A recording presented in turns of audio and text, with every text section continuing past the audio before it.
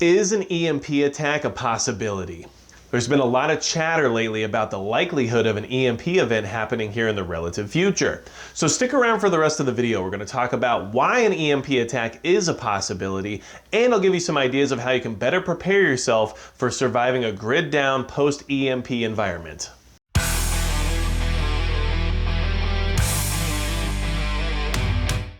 Hey everybody, it's Magic Prepper, and today we're talking about why an attack via EMP is a possibility, okay? There's a lot of stuff going on around the world today, and it's easy to get sidetracked based on the different SHTF style events we're witnessing. If you're focusing on the pandemic, or you're focusing on the unrest, or whatever you're focusing on, it's easy to forget that there's these existential threats still out there, including EMPs or coronal mass ejections that could easily shut down our power grid at any moment. And it is important to prepare for them. But there's been a lot of talk lately about one happening soon. I'm not exactly sure why, but at the same time, it is still important to prepare for it. And I'll give you some background as to why the possibility of an EMP attack is likely at some point, because the technology certainly exists in order for it to work the way it's supposed to, okay? And if you're preparing for things like SHTF events, including grid down post EMP survival, hit the subscribe button below, because we're going to keep talking about these different types of scenarios and try to stay ahead of the game so we can be as prepared as possible. Okay, so recently, as a few months ago, Russia actually conducted what looked like an anti-satellite weapons test. They basically had a drone satellite up in orbit that had the capability of dismantling or reconfiguring other satellites that are in orbit. And that could easily be seen as some type of weapon in order to hinder communications and to hinder our ability to move forward when it comes to what's happening here in the space race, right? Well, the other thing we have to remember is that just because something looks like a weapon doesn't mean it does exactly what we think it does. And there's been a precedent set for space weapons for years now, okay? So we know the Space Force was recently created in order to combat these kind of extraterrestrial threats, right? And when I say that, I don't mean aliens, but I mean anything outside of Earth and outside of our atmosphere, including anything that's man-made, okay? Those things are out there, and we have to be very aware that satellites orbit this Earth 24/7, and there's numerous amounts of them up there, and any of them could be capable of doing something called an electromagnetic pulse, or an EMP. So the countries that have the ability to detonate an EMP at a high altitude using satellite weaponry include the United States, of course, but then also Russia, Iran, North Korea, and China. And those are all countries that we have to be worried about in the sense of having these capabilities. They have had those capabilities for a long time now. So if anyone wanted to use this weapon of mass destruction, which it would be because of what a grid down scenario would bring about in our modern society, none of them have used it yet, but there is that possibility. Back in the Cold War era, a system was developed called the Fractional Orbital Bombardment System, or the FOBS, okay? And basically it uses a nuclear-armed satellite to detonate an electromagnetic pulse attack over the United States. That was the whole concept behind it. So this technology's been around for a very long time, and it's been at least common knowledge between those who are in the military as well as the Defense Department and anyone else that's involved in our government, that an EMP is a threat that we have to watch out for. It's not just about nuclear weapons, it's about what they can do with them in or out of our orbit, okay? So this whole situation that we talk about when it comes to electromagnetic pulse, and when it comes to talking about our grid going down, has had a precedent set for it for a long time. There's a lot of technology up there in the sky to back up the idea that this is an actual threat. So how do we prepare for it, and why is it a possibility? Well, anytime countries have the ability to utilize a weapon system, there's a chance that it will eventually be used. Not every weapon system is a deterrent, and some states could eventually go rogue, especially when you're talking about countries like North Korea or Iran. They might eventually be taken over by a different style of dictatorship, and that dictatorship might decide that doing this would be worth the mutual assured destruction that would come from it, okay? So this is definitely a possibility. Now, do I think it's going to happen soon, or is it going to happen next week, or is it going to happen this year? I can't tell you that because that's extremely speculative. And yes, there's a lot going on in the world, and if there was any kind of a foreign interaction in the sense of a armed conflict, I would expect to at least see something along those lines occur, but we're not at that point quite yet. So we have to kind of keep our eyes out to see where we are in the world stage to see if this is a bigger and bigger threat for what's happening, okay? And yes, could it be a preemptive strike scenario where you basically set off an EMP in the atmosphere and shut down a grid and hope that it happens without the knowledge of the country that's affected? Of course, and if you were going to start some kind of a conflict, that would be a great way to enter it. But that's all speculation, and we don't know if this is going to happen or not. It is possible, though, and it has been possible for years. So it's not new when it comes to the idea of a threat. It just is already there. So March of 2019, there's an executive order signed to improve national resilience to an EMP, which means that they're really starting to take that threat seriously. And what that means is that our power grid, our entire infrastructure related to energy, was very weak. It does not have the necessary operating procedures to be able to actually withstand an EMP attack. And this executive order was signed to try to beefing it up, to try to make it a little bit stronger in regards to being able to withhold something like an electromagnetic pulse. And it's not just based on military action, it's also based on the fact that a coronal mass ejection from the sun could actually have the same effect as an electromagnetic pulse, okay?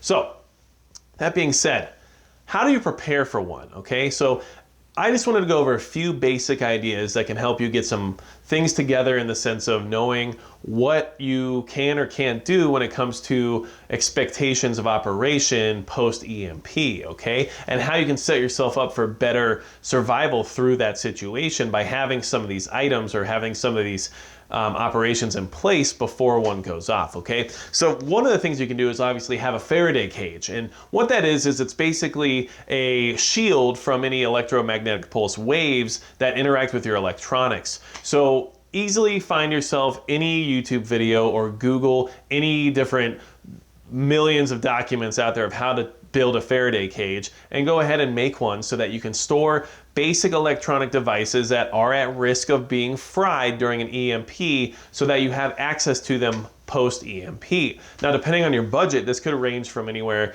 to basic two-way radios to larger comms of some sort, including something like a satellite phone, or you could use it to store a computer, or maybe some hard disk data drives in order to retrieve better information for survival after the fact. There's a lot of different electronic components that you might want to put inside of a Faraday cage. Even things as simple as a cell phone and maybe a flashlight with a charger or whatever it might be, just to make sure that those electronic components don't get affected. And yes, the full effect of an EMP is not necessarily fully understood in the sense of we don't know what kind of an attack we would actually be weathering, and it's hard to say what would or would not fry during such an attack, okay? So you just want to put some things in that Faraday cage that are going to help you get through, that are electronic, that you want to depend on, and that you don't want to have to worry about whether or not they will or won't work after an EMP, okay?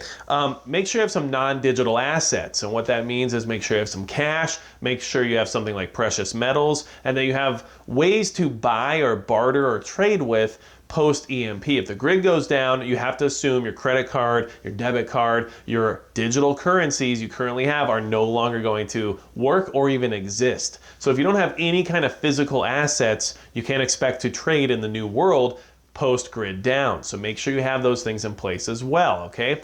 Have some alternative power. Now, this is going to be tricky because you got to make sure that whatever you're using for your alternative power isn't affected by the initial blast of the EMP. So that means either having a Faraday cage large enough for such items as maybe your solar power inverters and everything else you need to run a solar generator, or, you know, have a Faraday cage large enough to encase a gas generator. Have ideas of what you'll do for that new power source once that EMP goes off. And you have to protect the circuitry within the power generators that you're choosing to use before it happens in order for them to still be functional afterward. So just keep those things in mind, because having that additional power source will be very key in survival post EMP, as long as you don't give away your footprint by having it, okay? And what I mean by that is, having your lights on at night when nobody else in your entire city has power could be a little bit of a problem. So don't do that, okay? So after that, manual tools, okay? You'd be surprised how many people out there don't even have a full tool set at their disposal for just basic tasks at hand right now. I'm talking screwdrivers, hammers, and socket wrenches are things that a lot of people don't even barely own. So make sure you have basic tools, but get some hand tools that are more than just basic. Things like a hand drill can actually go really far for you if there's no power, and they're actually decently capable for what it is you're trying to do. They were used for years before the invention of the power drill. So just keep those things in mind. You want to have basic hand tools around. And of course, things like a hammer and nails are going to go really far, because you can build a lot with just that, and you can defend and fortify your home with just that. So make sure that's something that you also have plenty of, okay?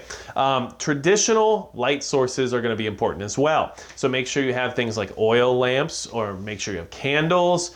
Make sure you have basic issue propane lanterns, things that don't require circuitry or electricity and don't have any digital components, just to make sure that they're going to operate properly post EMP, okay? Something else you want to be able to do is produce your own food, because obviously in a grid down scenario, you're not going to be able to go to the store, there's not going to be any transportation, logistics are going to be fried, and you're not going to expect your grocery store to suddenly restock or not have all the food spoil in the refrigeration section. So make sure you grow your own food if you want to prepare for an EMP, because basically once it happens, you're going to rely on your survival cache, and if that starts to dwindle, you need to be able to resupply those calories, and if you don't have some way of producing food, then you're not going to be able to keep up with your calorie intake. So just keep that in mind, because having your own sustainable food source is definitely very beneficial post EMP environment. Okay, something else to keep in mind, it's something that I have decided to switch to, and that you guys should always just at least think about or consider, at least in my opinion, is your firearm safe, okay? Your gun safe, you want that to be EMP proof in many ways, because let's say you have a digital keypad and we don't know the full effects of an electromagnetic pulse when it comes to what it will do to small electronics based on whatever type of weapon is detonated. There's a lot of different factors involved there. And do you want to risk the idea that all of your security and all of your firearms are going to be stored in a gun safe that you can't even open post EMP, when you'll probably need those items the most to make sure you're staying safe and secure once the masses start to panic when they realize 2 or 3 days later the power's not coming back on? So I've switched to a combination safe for that reason, and that's up to you to make that decision. But to me, the idea of trusting all my firearms and a lot of my other accessories and some ammunition to be locked in a safe that is specifically powered by a battery to be able to open or not wasn't very comfortable to me. I prefer something manual, like a combination lock. They're tried and tested, they've worked for centuries, and there's no reason to think it won't work for you post EMP. So why not just make that conscious decision and say, I want to make sure I can access my firearms no matter what. So that's something I've done as well, just to prepare for whatever might happen, okay? And yeah, that might be a little less convenient, but is it if that battery dies, or is it if that electronic component suddenly doesn't work? One of the only ways to get into those safes is with a drill right through the front of it, and that hand drill is not going to help you very much post EMP. So just keep that in mind, okay? So coronal mass ejection is also possible, which means that a natural occurring event could actually cause these same similar issues. And so don't forget that that's why we prepare for EMP. It's not just about an attack from a foreign nation, it's also because it's a natural occurring event that we can't prevent. And if that's something that could possibly happen, just as much as anything else that's naturally occurring, aka a hurricane, a volcano, a massive earthquake, maybe an asteroid, whatever it might be, it means it's in the realm of possibility and we need to prepare for it. So just to address the whole possibility of an EMP, yes, it's possible. Yes, the Space Force was created in order to try to prevent something like this happening. Yes, Russia has weaponized satellites already in orbit, doing things they're not supposed to be doing. And yes, countries like North Korea, Iran, China, and Russia all have the capability of detonating an electromagnetic pulse in our atmosphere above the United States. So This is something we should prepare for. It is not something that we should consider happening every single day for the next 2 months until we're finally past the election. That's not necessarily something that I foresee happening, but it's still something I'm going to prepare for because it could happen. And regardless of what we expect, we always have to remember that the curveball could come at any moment, and that's where we're sitting at here in 2020. If you don't expect a super volcano or an EMP to happen, then you're not playing the long game, because at this point I'm expecting just about anything to happen this year. But either way, hopefully this video helped explain why it's a possibility and not just throwing it out there as something that's going to happen. And hopefully I gave you some ideas of what you can do to try to prepare more towards an EMP. Yes, there's different products out there and stuff that are geared directly towards EMPs, but if you keep it simple and you go to the idea of trying to eliminate the necessity of using digital items, then you're going to do a lot of favors for yourself in case this ever actually happens. So if you have any questions about what's going on in the sense of an EMP or the possibility of it, leave it in the comments below. I recently just put a scope on my TC Pro Hunter over here, which is an awesome little single shot rifle, and nothing on this rifle has any electronic components. It's nice to have something that you know will work. You keep it simple and practical, and either way down the road, this is going to do what it's supposed to do, regardless of EMP or not. So just things to consider when it comes to having additional options within your preps. But if you have anything else to add, or if there's ideas you have about ways you can prepare better for an EMP, leave them in the comments. Keep the community thinking and keep everybody working together to try to better themselves. And if you have anything else for me, you know where to leave it. And that's going to be it for Magic Prepper.